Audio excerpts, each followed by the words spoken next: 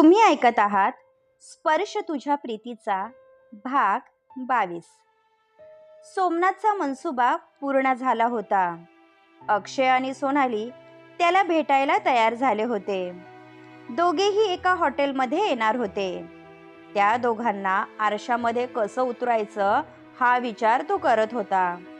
त्याला काहीही करून प्रल्हादची 25 एकर जमीन विकायची होती, कारण यामध्ये त्याचा लाखोचा फायदा होणार होता. त्याने मुंबईच्या पार्टीला तसा शब्द दिला होता. तितक्यात अक्षय आणि सोनाली हॉटेलमध्ये आले. नमस्कार वहिनी, आज पहिल्यांदा आपण भेटत आहोत. सोमनाथने नमस्कार केला. अक्षय तुमची बरीच तारीफ करत होता. कोणीतरी आमच्या फायद्याचा विचार केला हे पाहून छान वाटलं, सोनाली म्हणाली. तिघेही निवांत खुर्चीवर बसले होते. आम्ही कधीच तुम्हाला परक समजलं नाही, पण प्रल्हाद दादा डोक्यात राग धरून बसला आहे. त्याला आमचा नाईलाज आहे. आमचं तरी तुमच्याशिवाय कोण आहे? सोमनाथ भावूक झाला होता. दादाचा स्वभाव तुला माहिती आहे ना, तू नको लक्ष देऊ. अक्षयला त्याचा जास्तच पुळका येत होता. आधी मुद्द्याचं बोलतो. मुंबईची एक पार्टी आहे. त्यांना तुमची 25 एकर जमीन हवी आहे. तुम्ही जर हो म्हणाला तर मी तुमची भेट घालून देतो, सोमनाथने सांगितले. यामध्ये आम्हाला किती पैसे भेटतील? सोनालीचा लालची स्वभाव सोमनाथने हेरला होता, त्यामुळे तो निश्चित झाला होता. मी कॅल्क्युलेशन केलं नाही, पण अंदाजे 1 ते 1.5 करोड तरी भेटायला हवे. हा आकडा कमी जास्त होऊ शकतो, सोमनाथने माहिती दिली. हे ऐकून सोनालीला चक्कर यायची बाकी राहिली होती. आत्तापर्यंत ज्या जमिनीवर आपण पाय सुद्धा ठेवला नाही त्याची किंमत करोडोमध्ये असेल, हा विचार तिने स्वप्नातही केला नव्हता. आम्ही तयार आहोत, तुम्ही पार्टीसोबत बोलून घ्या, सोनालीने आपला निर्णय सुनावला होता.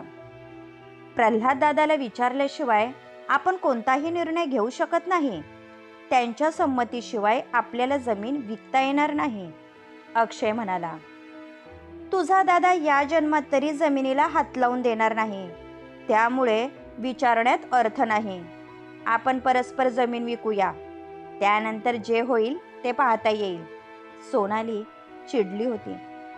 माफ करा, पण तुम्हाला परस्पर जमीन विकता येणार नाही, कारण मी कोणतेही गैरकारभार करत नाही.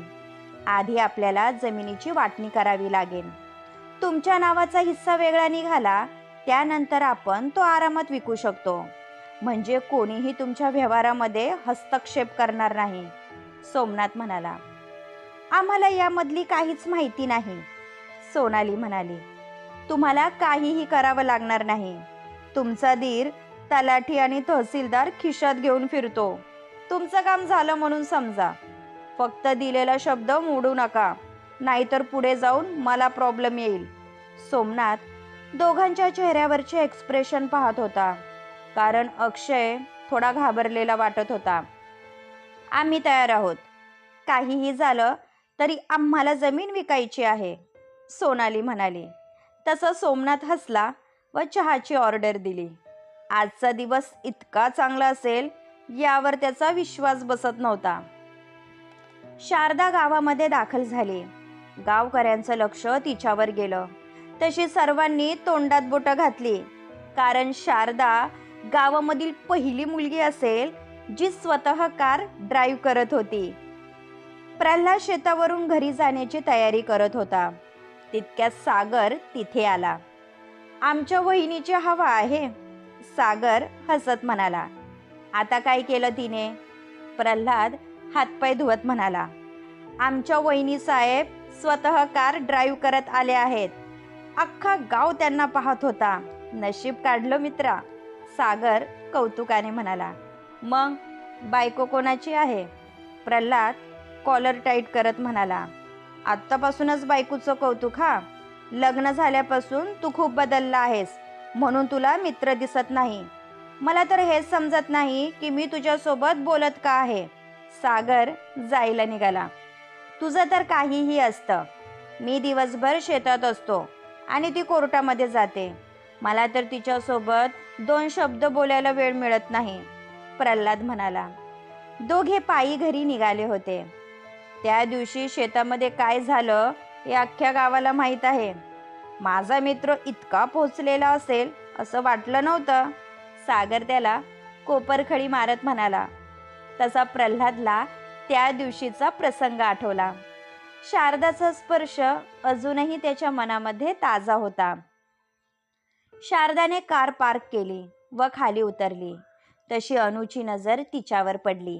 वाव वहिनी, तुला गाडी चालवता येते, क्या बात है. अनुला तिचं भारी कौतुक वाटत होतं. पण यावेळी शारदाच्या कपाळावर आठ्या पडल्या होत्या. हे काय करत आहेस, शारदा थोडी रागात म्हणाली, कारण अनु कपडे वॉश करत होती. सोनाली वहिनी आणि अक्षय भाईचे ऑफिसचे कपडे आहेत. शांता काकूला धुवायला जमत नाही म्हणून मीच हाताने धुवायला घेतले, अनु म्हणाली. तसा शारदाच्या अंगाचा तिळपापड झाला. ती आपल्या रूममध्ये आली आणि हातातील बॅग तशीच बेडवर फेकून दिली. तिचं डोकं दुखायला लागलं होतं, कारण तिला सोनालीचा भयंकर राग येत होता. म्हणून ती डोक्याला हात लावून बसली होती. तुमचं डोकं दुखत आहे का, प्रल्हाद आतमध्ये आला. आणखी शांत राहिले तर खरंच मला वेड लागेल. शारदा अजूनही रागात होती. नेमकं काय झालं आहे, कोणी काही म्हणालं का, प्रल्हादने प्रेमाने विचारलं. या घराचं गणित बिघडलेलं आहे. ते कसं ठीक करायचं हा विचार करत होते, कारण तुम्ही मूग गिळून बसला आहात. शारदा हाताची घडी घालून त्याच्यासमोर उभी होती. तसा तो समजून गेला. नक्कीच काहीतरी झालं आहे. तुम्ही काहीतरी खाऊन घ्या. खाली पोट असलं की माणसाची चिडचिड होते. तिच्या रागाचा प्रल्हादवर काहीही परिणाम होत नव्हता. त्यामुळे ती आणखी चिडली होती. मी नको ते बोलते तरी तुम्ही शांत आहात. तुमच्यामध्ये इतका संयम येतो कसा.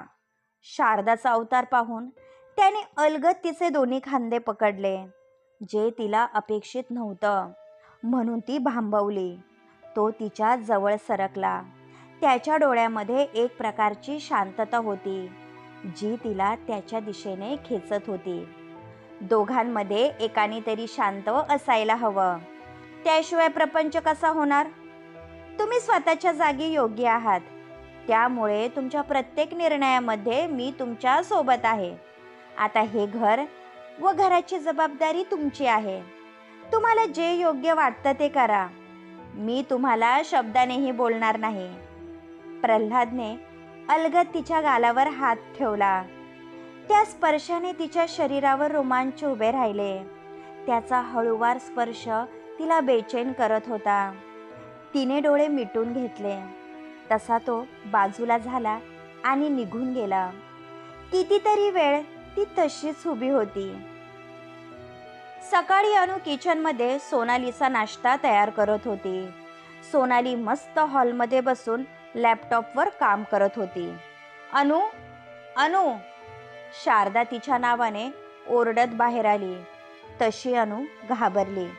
काय झालं वहिनी, अनुने घाबरत विचारलं. हा टॉप तू प्रेस केला होता ना, असा प्रेस करतात. यावेळी शारदा चांगलीच चिडली होती. तिच्या आवाजाने घरातील मेंबर गोळा झाले होते. काय झालं सुनबाई, अनुचं काही चुकलं का, सुलोचनाबाई म्हणाल्या. आजकाल मी पाहते हिचं कामामध्ये अजिबात लक्ष नसतं.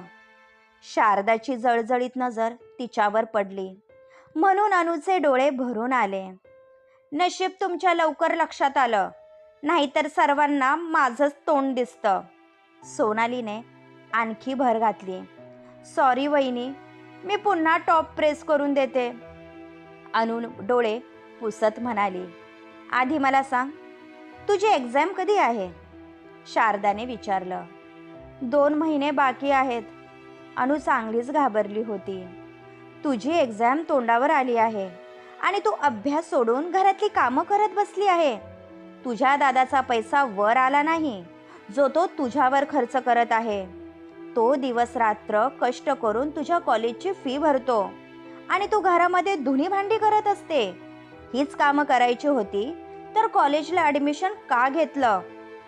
शारदाने मुद्द्याला हात घातला. अक्षय आणि सोनालीचा चेहरा पाहण्यासारखा झाला असता. वहिनी, ते मी. अनुला शब्द सुचत नव्हते. एक शब्दही बोलू नको. घरकाम करण्यासाठी रॉकेट सायन्स लागत नाही, म्हणून तू दिवस रात्र घरात राबत असते, शारदा म्हणाली. यावेळी सुलोचनाबाईला आपल्या सुनेचं कौतुक वाटत होतं. शांता काकू, शांता काकू, बाहेर या, शारदाने आवाज दिला. तशा शांता काकू बाहेर आल्या. अनुने घरातील एकाही कामाला हात लावला तर मला येऊन सांगायचं.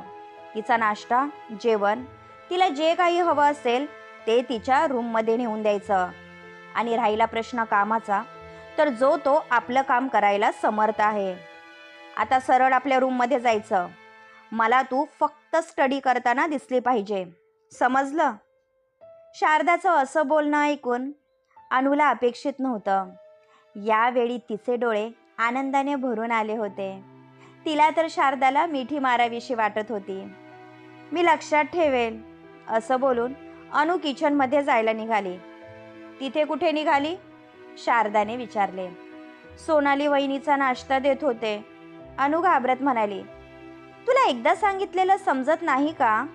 या घरात जो तो स्वतःची कामं करण्यासाठी समर्थ आहे. तुला कोणाचीही हाजीहुजी करायची गरज नाही. आणि शांता काकू, तुमचंही वय झालं आहे. या घरामध्ये जी कामं तुम्हाला ठरवून दिली आहे तीच करायची. बाकीचं जो तो आपलं पाहून घेईल. आजपासून हा घरचा नियम असेल. काय सोनाली, बरोबर बोलते ना मी?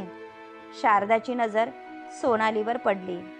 ती भ्रमिष्ठासारखी एकटक शारदाकडे पाहत होती. आपण जे ऐकलं त्यावर तिचा विश्वास बसत नव्हता. हो, म्हणजे ते मी. सोनालीची अवस्था पाहून सर्वजण गालात हसत होते. शारदा आपल्या रूममध्ये जाण्यासाठी वळली तर समोर प्रल्हाद हाताची घडी घालून एकटक तिलाच पाहत होता. तशी ती मंद हसली व आपल्या रूममध्ये निघून गेली. तसा काही वेळाने प्रल्हाद आतमध्ये आला. आता तरी तुमचा राग निवळला असेल, प्रल्हाद हसत म्हणाला. एकदाची घुसमट बाहेर निघाली. त्याचं काय आहे ना, मला कोणत्याही गोष्टी मनामध्ये ठेवता येत नाही. वेळीच त्या बाहेर पडल्या नाही तर माझं डोकं दुखतं, शारदा हसत म्हणाली. तसा तोही सुखावला. उद्या माझ्यासोबत 5 वाजता उठणार? असेही उद्या रविवार आहे, प्रल्हादने विचारलं. तशी तिला धडकी भरली. काय 5 वाजता? आणि ते कशासाठी? शारदाला काहीच समजत नव्हतं. तुम्हाला गोठा दाखवायचा होता. गाईचं दूध कसं काढतात हे तुम्हाला पाहता येईल. त्यानंतर मी तुम्हाला आपली दुधाची डेअरी दाखवतो. प्रल्हाद एकटक तिलाच पाहत होता. त्यासाठी 5 वाजता उठायची काय गरज आहे? ती कंगव्याने आपले लांब सडक केस विंचरत होती. दूध सकाळी काढलं जातं. सकाळचं वातावरण छान असतं. आपण मस्त फेरफटका मारून येऊ. सागर सांगत होता की तुम्ही खूप छान कार चालवता. उद्या मी तुम्हाला टेम्पो चालवायला शिकवतो, प्रल्हाद म्हणाला. तशी ती खुदकन हसली. मला बैलगाडी शिकायची आहे. शिकवणार? शारदाला आता चांगलंच हसू फुटलं होतं. तसा तोही मोठमोठ्याने हसायला लागला. आपण उद्यापासून सुरुवात करूया. थोडं अवघड आहे पण जमेल तुम्हाला. त्यानंतर तुम्हाला मी शेतात नांगर चालवायला शिकवतो, प्रल्हाद म्हणाला. आणि दोघेही मोठमोठ्याने हसायला लागले. दोघांमध्ये नवरा बायकोचं नातं नसलं तरी मैत्री मात्र चांगलीच फुलली होती. क्रमश. पुढील भाग ऐकण्यासाठी आमच्या चॅनलला सबस्क्राईब करा. धन्यवाद.